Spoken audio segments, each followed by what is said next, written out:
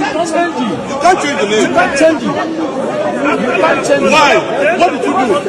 That is their crime committed. Nigeria is demanding answers over renewed xenophobic attacks against its citizens in South Africa. At the same time, Malawians have been among the thousands of African migrants caught in the middle of the crisis, with many forced to leave South Africa amid growing fear and insecurity. And now, Nigerian lawmakers are turning up the pressure. South Africa has a legitimate right to enforce its immigration laws.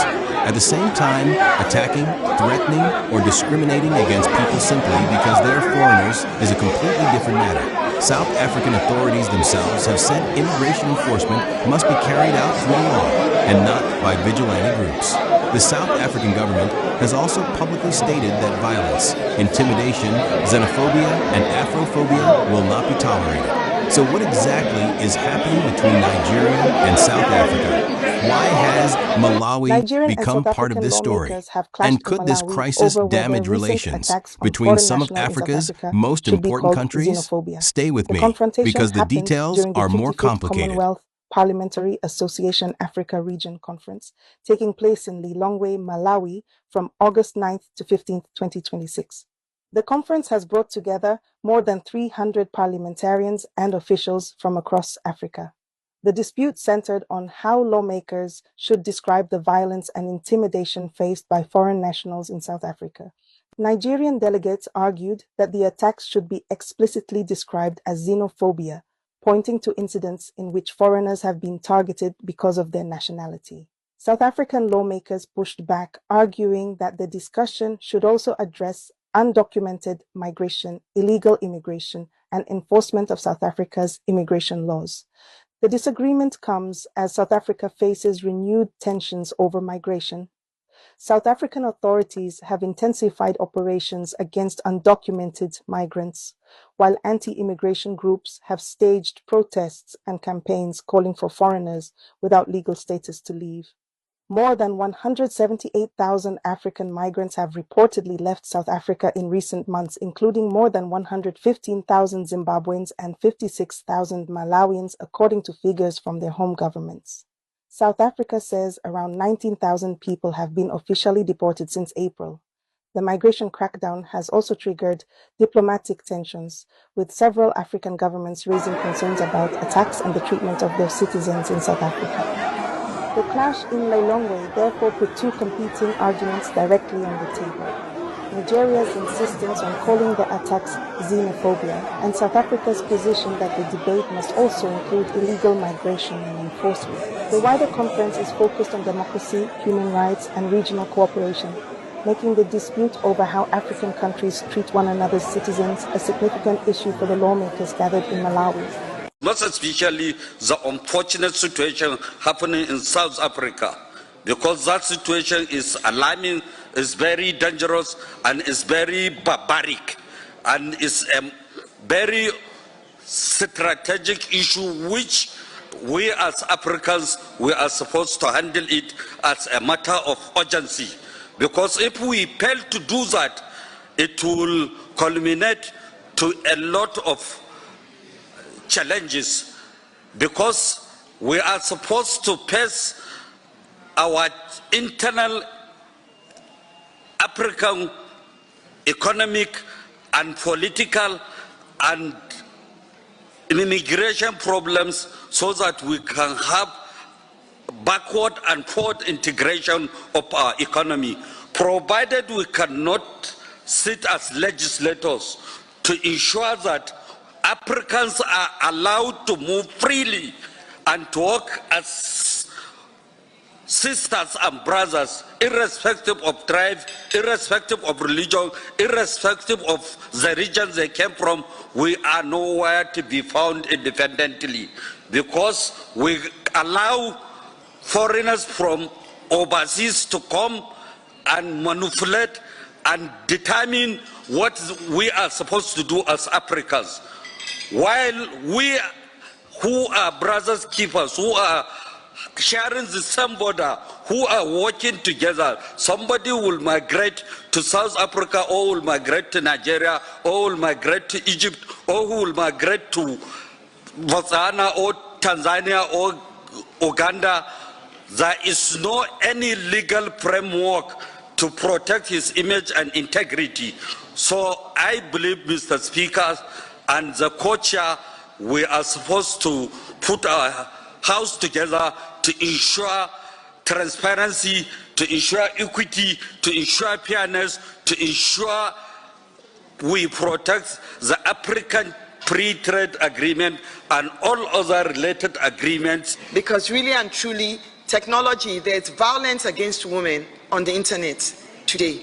And we all saw a lot of that during, South Africa would say it's not xenophobia, but during what we, the rest of the world, perceive as xenophobia in South Africa, we saw a lot of femicide against females, visual, on the internet at the time.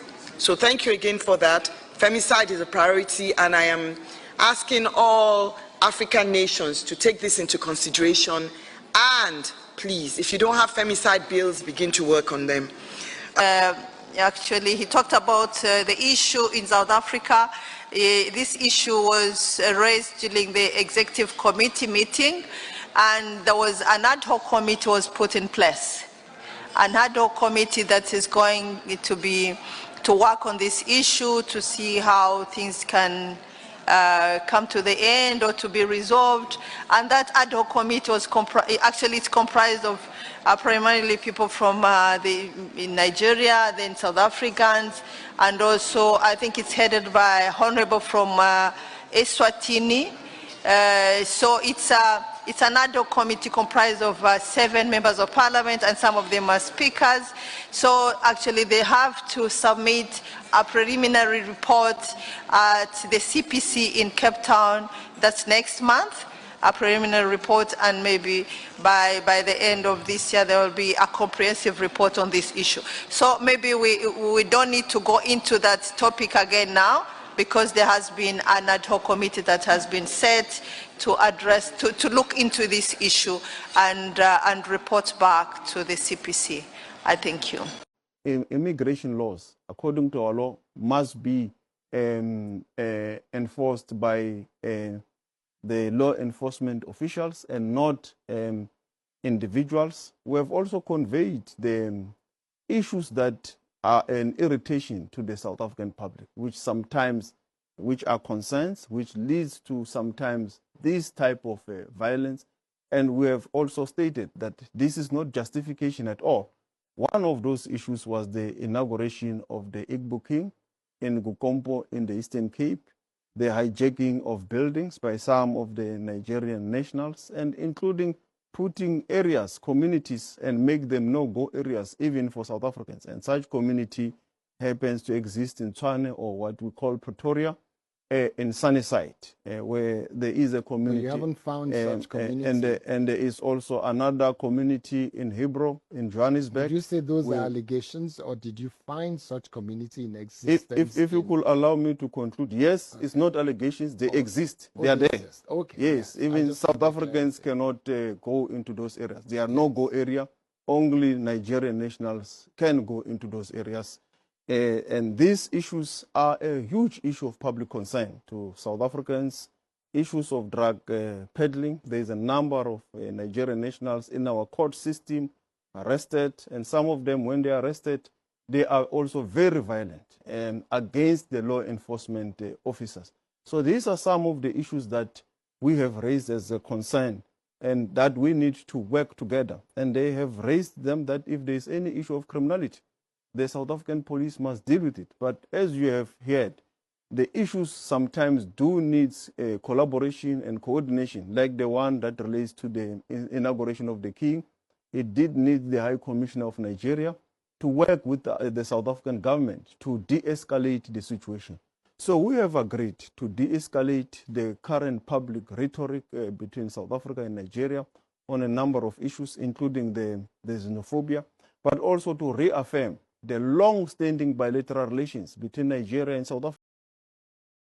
Nigeria has responded strongly because Nigerians living in South Africa have reportedly been among those affected. In May, Nigeria's National Assembly condemned the attacks and called for urgent diplomatic action. The Senate also considered tougher responses, with some lawmakers suggesting severe measures against South Africa. But there was disagreement over how far Nigeria should go. Some lawmakers pushed for retaliation. Others argued that Nigeria should use diplomacy and international engagement rather than immediately breaking relations. That disagreement is important because Nigeria and South Africa have major economic, political, and diplomatic ties.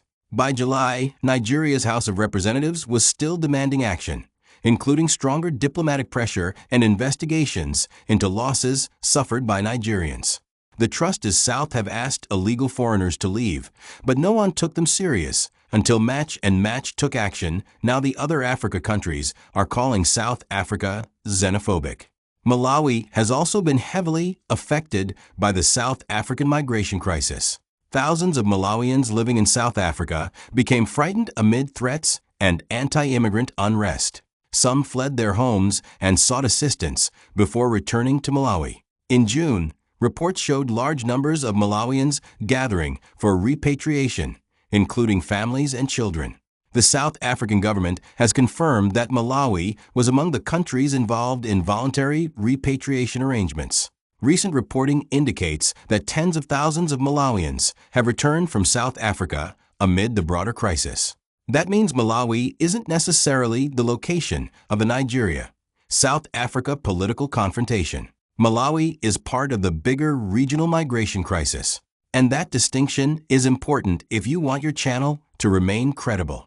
South Africa has rejected the idea that the government supports xenophobia. Officials have repeatedly said that violence against foreign nationals is illegal. The government has also warned against misinformation, manipulated videos, and incitement on social media. This is particularly important because emotionally charged migration stories can spread very quickly online. The South African government says immigration enforcement should remain the responsibility of the state, not ordinary citizens or vigilante groups. And in July, South African officials met with Nigerian representatives as both sides attempted to reduce tensions. The two countries agreed to work toward de-escalation, stronger protection for foreign nationals, and prosecution of those responsible for attacks.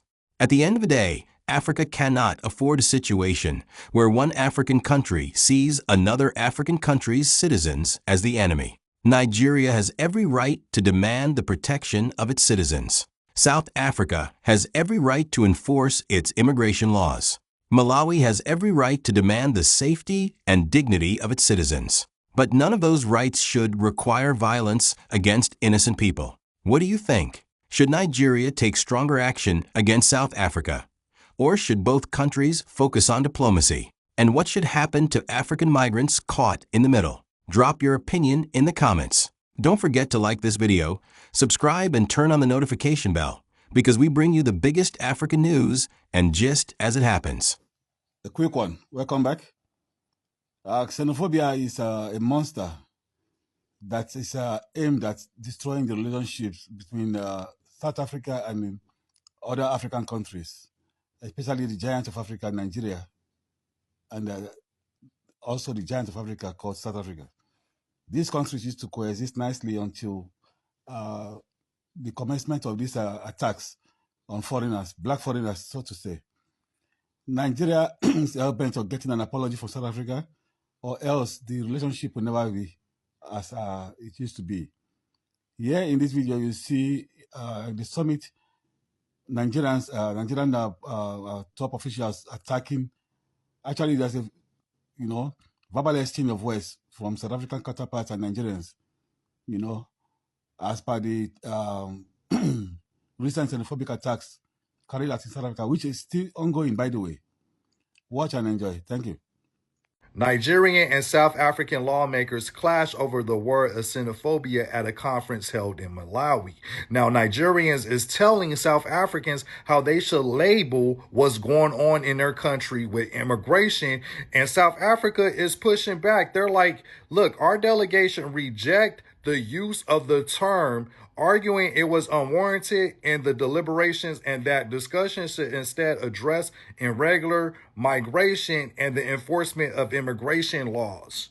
Now, who is Nigeria? Nigeria has a list of problems. They're the hungriest country on the planet. They have more people starving in Nigeria than the entire population of Ghana. And you're over here standing up about to fight South African lawmakers about how they should label their immigration problem in their country. You have bigger fish to fry. You have bigger jollof to cook, right? Bigger pots of jollof to cook in your own country. Now, this meeting is supposed to have been around cooperation with regional, African regional countries addressing human rights issues, but somehow it came about focusing on what South Africa, what labels they should use in their own country. And by the way, Nigeria, y'all still owe South Africa. They're talking about you need to pay them back for, room and boarding the Nigerians and deporting them back home. Like y'all owe them. Y'all still owe them. But yeah, let me know what y'all think about this whole situation. I just feel like if you're coming from a failing country, if your country is in shambles, who are you to tell somebody else's country who's being run more successful than your country how to label what's going on in their country?